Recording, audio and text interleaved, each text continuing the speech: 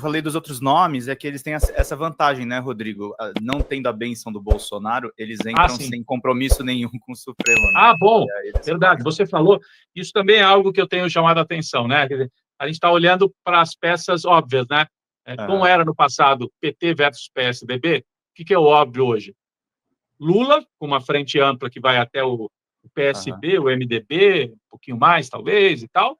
Lula, e do outro lado, o bolsonarismo, incorporando uns pedaços do centrão, que vai preferir apostar no bolsonarismo. Talvez o partido do Lira, o PP, União Brasil. Então, esses são os óbvios.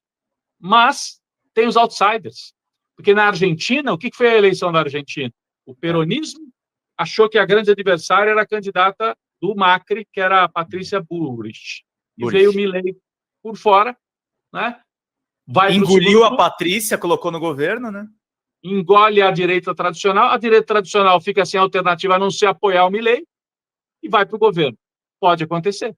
Agora, o nome mais forte para isso seria o Marçal e também está inelegível pelo que aprontou na eleição de São Paulo. Então, está desarrumado também nesse sentido. Tem o Gustavo Lima, mas não tem o mesmo peso, a mesma verve, a mesma capacidade de mobilização do Marçal. Pode surgir um outro por aí. Eu não vejo. O Nicolas acho que não tem nem idade, né, Pedro? Eu ia até checar aqui. Eles estão tentando empurrar, né, um projeto para alterar isso. E aí a piada pronta é a seguinte, né? O Nicolas sai candidato e a Erika Hilton também.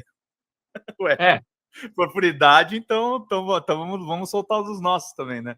Mas é uma coisa... É interessante isso que você coloca, Rodrigo, e como essa questão, né?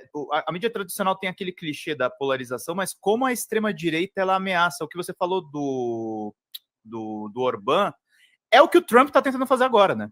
Sim, é isso. Todos eles que voltam da extrema-direita, eles querem ficar e dane-se o regime democrático, né? E o Milei também já volta assim, porque o Milei, ali houve uma mudança, né? O Macri faz um governo sem tanta violência explícita, mas era um governo violentamente neoliberal, e fracassa e perde para o Fernandes. Então, o Milei, quando vem, ele fala, não posso repetir o erro do Macri, eu vou para um tudo ou nada, eu vou passar o rodo. E daí tem outros riscos. O Milei já está tendo dificuldades nas ruas, né? Tem outros riscos. Mas é uma aposta numa espécie de tudo ou nada, né, da direita. E é o que a direita pode fazer também aqui no Brasil. Agora, tem uma possibilidade, a gente olhando para os cenários, da direita aparecer fragmentada em 2026, num primeiro momento, no primeiro turno. O que eu estou chamando de fragmentado? Um candidato da família Bolsonaro. Pode ser o Jair, até a véspera, trocando depois para o Eduardo ou a Michelle. E aí é uma candidatura de 25%, 30% dos votos. Um Caiado da vida, porque o Caiado já disse que vai de qualquer jeito. Ele é governador de segundo mandato em Goiás e não tem para onde correr. Ou ele sai a presidente, ou ele volta a ser senador, ele já foi. Então você imagina, um candidato da família Bolsonaro, um candidato da direita tradicional partidária, tipo um Caiado da vida, e um outsider. Divide os votos. E aí eles vão brigar para ver quem é que vai contra o Lula. O que torna a vida do Lula um pouco mais fácil no primeiro turno, mas muito difícil no segundo, porque você vai ter várias forças se juntando contra ele num segundo turno. Então, o cenário não é fácil, seja o que acontecer. Se não houver controle dos preços e reversão desta impressão verdadeira e ruim nos supermercados, fica bem difícil. Mas mesmo revertendo, ou seja, é uma condição necessária, mas não suficiente. Mesmo revertendo, houve um dano à imagem do Lula, e o Felipe, lá da Quest, escreveu um artigo sobre isso, né, Pedro? Você deve ter lido, Felipe Nunes. Ele falou, me parece que há algo mais do que, entre aspas, apenas o mal-estar econômico. Parece que há alguma coisa que colou contra o Lula, né? Assim, do tipo, o Lula, será que também não cansou? Será que o Lula é o mesmo, é confiável? Há um cansaço em relação ao Lula. Uma coisa meio Biden? Não tão grave, porque o Biden, de fato, havia um desgaste, inclusive, a figura pública, pessoal dele. O Lula tem muito mais vigor que o Biden, né? Aí é uma manipulação dizer, ele tem 80 anos e tal. Mas tem um cansaço e tem a coisa do antissistema. O Lula, com a Frente Democrática, ele é o sistema, né? Ele está junto com Alckmin, ele está o Supremo, de alguma maneira, dialogando com ele, os setores mais responsáveis do empresariado. Então, é muito mais fácil você fazer o discurso antissistema. É muito mais fácil. E só o Lula, por manter uma capacidade ainda de dialogar com o povo que é desconfiado do sistema, é que consegue ainda equilibrar esse jogo. Qualquer outro não teria chance diante de uma direita que se apresenta como antissistema. Né? Rodrigo, eu queria entrar numa seara mais, complexificar um pouco esse papo eleitoral e entrar numa questão. Sim, o sentimento antissistema é gigante. A gente vê isso na campanha eleitoral pelos votos que eles adquirem, né, pela lógica, que é você pega o caso da Argentina, o Milei prometeu a destruição completa e mesmo assim as pessoas foram lá e votaram nele, porque tem uma estética, tem um jeito de se colocar. O Bolsonaro está prestes a ser preso. Na minha opinião, ele está tendo uma reação muito pior do que a do Lula, está se desgastando até emocionalmente, mas continua sendo um cara com apelo. E uma coisa que eu fico pensando ao mesmo tempo, Rodrigo, eu entendo essa lógica, mas se o Supremo Tribunal Federal não tivesse feito, e o Supremo Tribunal Federal e a Polícia Federal, né, não tivessem feito as investigações que fizeram, a gente teria seguido o exemplo dos Estados Unidos, né? Teria absolvido esses golpistas e reelegeria agora a extrema-direita, seja lá quem fosse, né? O sistema, ele está se provando talvez ser a última barreira de contenção do Brasil, né? Não sei como é que você vê isso. No caso brasileiro... Se reflete muito naquela questão da popularidade do Alexandre de Moraes, esse tipo de coisa. Ele também vira alvo dessa turma, né? Sim, sim. Não, eu sou eu lembro que lá atrás, quando começaram as manifestações contra a Dilma, eu tinha assim, alguns amigos mais tucanos que diziam, não, as instituições brasileiras funcionam, fica tranquilo, a Dilma cai e as instituições é que estão operando. Eu falei, gente, eu não confio assim nas instituições, né? A história do Brasil, o Getúlio foi ao suicídio, o Jango foi derrubado, e o Jango foi derrubado e o Supremo, houve intervenção no Supremo, o Congresso deu o atestado de validade para o golpe. Então, as instituições geralmente não funcionam para garantir a democracia no Brasil. No caso de 2022 e 2023, funcionaram. Funcionaram porque operaram as duas coisas juntas. Uma figura popular, uma mobilização de setores democráticos e a aposta de que as instituições, o Supremo, TSE, Polícia Federal, seriam capazes de conter. Você vê que não foi assim, povo contra povo. Né? Não. Os bolsonaristas foram para a porta dos quartéis e insuflaram o golpe, ou foram insuflados pelos golpistas militares, como está claro hoje. E não houve manifestações iguais da esquerda dizendo não vamos aceitar acampamentos populares. Poderia ter sido, né? A resistência ao golpismo, a Bolívia, por exemplo, quando a resistência ao golpismo é povo contra povo. Sai gente na rua para derrubar o Evo, sai gente na rua para apoiar a turma do Evo Morales. Aqui no Brasil, foi povo pela direita e instituições do centro para a esquerda. Então, é uma esquerda no Brasil, uma centro-esquerda, que de fato se tornou institucional. É uma espécie de social-democracia à brasileira.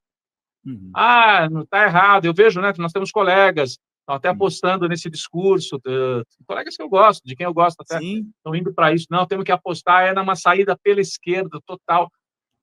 A longo prazo, quem sabe? A médio e longo prazo. Mas a curto prazo, o que eu vejo como anteparo a esse avanço extremista não é povo na rua. Eu não vejo mobilização. Não. Você conversa com os setores mais responsáveis de uma eu não tenho ilusões contra o Alexandre de Moraes, não sei quanto a você. Para mim é um cara de direita, mas é importante o que ele fez.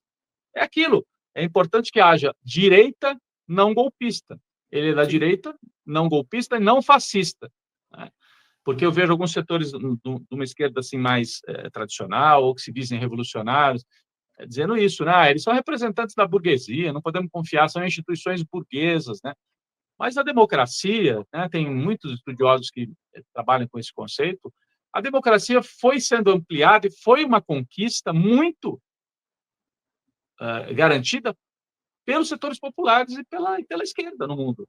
Ela era a democracia burguesa, mas a partir da democracia burguesa você pode ir ampliando, estabelecendo garantias, né, para que ela melhore, não para que ela regrida, né? Então, acho que a gente está nesse momento. É claro, por que o Lula não põe gente na rua? Essa é uma pergunta, porque ele pode fazer um governo moderado, de frente ampla e mesmo assim colocar gente na rua. A presidenta do México está mostrando isso, a Cláudia Sheinbaum. Não é um governo revolucionário, não é um governo do Fidel Castro, né? É o governo de centro-esquerda mexicano, mas que, diante do ataque do Trump, fala, vamos mostrar que nós temos o povo com a gente. O Lula fez uma escolha por não mobilizar. Aí eu acho que deveria... É que agora não dá tempo para 2026. Não. Mas eu acho que foi um erro. Você tinha uma energia da rua. E veja, não estou dizendo, então você vai pegar essa energia e transformar numa coisa revolucionária. Não, numa resistência democrática. O Brizola fez isso em 61, quando disseram o Jango não toma posse, porque ele é comunista. Né? Você conhece a história, né? A rede da legalidade. O Jânio renuncia e o Jango, que era o vice, trabalhista, PTB, barguista, não, os militares, não vai tomar posse porque ele é comunista. O Brizola põe o povo na rua, não para fazer a revolução, para falar isso aqui é para garantir a democracia e a Constituição. E põe gente na rua, arma e microfone. As três coisas juntas. Repito, não para fazer revolução socialista, mas para mobilizar o povo em defesa da democracia. Por que o Lula não faz ou não fez? Essa foi uma escolha. Eu acho que foi uma escolha equivocada, mas a essa altura talvez não dê tempo de fazer esse cavalo de pau mais. Foi uma avaliação da liderança do PT de que precisamos manter essa parceria. Lula governa, Supremo pune a direita, e se a gente agitar muito a rua, não é bom. Vamos fazer a aposta total na instituição do judiciário. Eu acho que faltou essa perna da mobilização popular. Né? Enfim, isso está anotado aqui, mas eu também não tenho a fórmula. Como é que faz agora? Não sei, né, Pedro? Estamos aqui só olhando. Né? Fala, pessoal da Folha Democrata, aqui é Pedro Zambarda, editor do canal, falar um pouquinho a respeito da necessidade de vocês financiarem a Folha Democrata. Gente, a Folha Democrata é financiada através de um Pix chamado Folha Democrata, é o endereço do Pix, né? folhademocrata@gmail.com. Nós precisamos do nosso jornalismo financiado por vocês que são do nosso público, porque nós passamos vários perrengues aqui com o YouTube, vocês sabem muito bem. E mesmo assim, graças a essa comunidade muito unida, a gente conseguiu fazer lives históricas, acompanhar praticamente ao vivo a campanha do Guilherme Boulos, trazer informações exclusivas a respeito de Gustavo Gayer, de Olavo de Carvalho, de todos os bolsonaristas, combater as fake news e tudo o que a gente acompanha. Por R$80 no nosso Pix você ganha um curso de roteiro para série, o que é muito importante se você é artista, roteirista, se você lida com essas práticas da economia criativa. Outra forma de você colaborar também é se tornando membro aqui do nosso canal. Isso é muito importante para você fazer as suas atividades por aqui, porque você tem acesso a vídeos exclusivos e nós temos um curso de jornalismo básico para você poder acompanhar a partir de R$5, que é ministrado por mim. A gente tem aí quase uma dezena de aulas e muito conteúdo para você poder acompanhar. Meus caros, minhas caras, financiem o jornalismo independente, financiem o jornalismo que se posiciona à esquerda, financiem o jornalismo na internet, que traz informações confiáveis, checadas, que cruza informações e que trata você, que é o nosso público, de uma maneira muito séria. Vida longa e próspera, gente. Cuidem dos seus. Até mais. Tchau, tchau.